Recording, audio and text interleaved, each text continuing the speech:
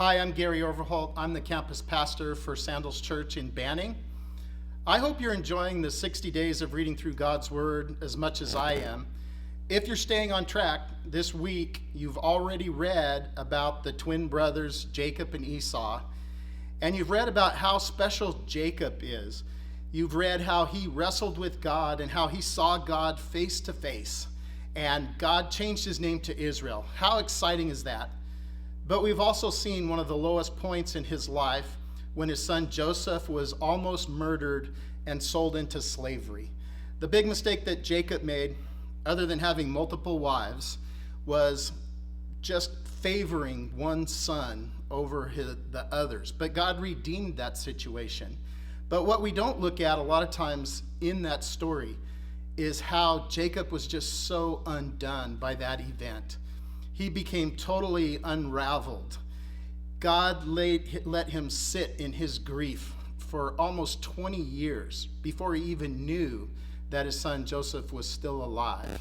And as we read ahead, we see he was kind of his whole life, this event had affected him. He never really fully recovered from it.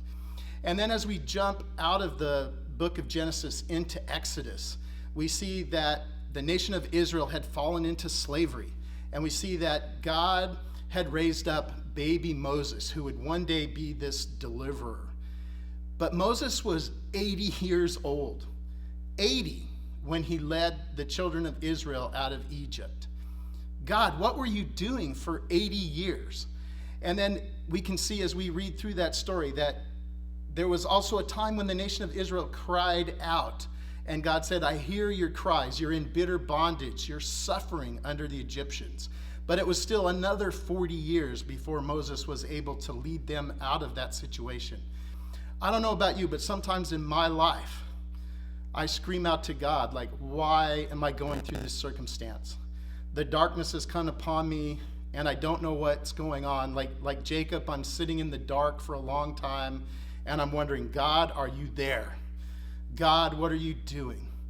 Recently, I was so upset with God and so upset with my life circumstances, I literally almost punched the drywall off of a wall, and would have if somebody hadn't been there to stop me.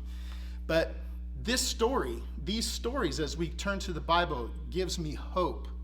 It gives me hope that God is still working, even when we don't see him. Like the song says, he's working even when we don't see him.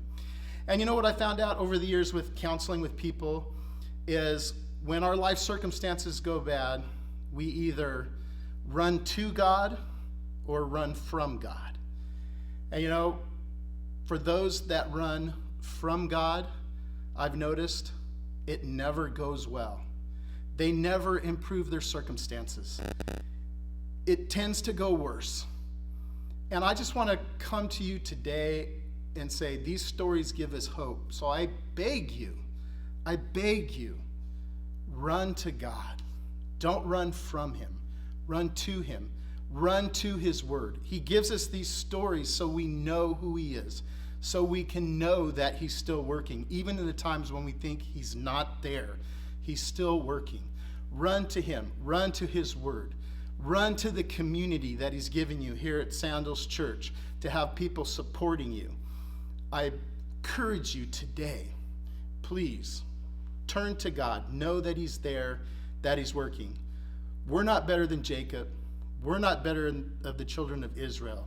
And we see that he never stopped working.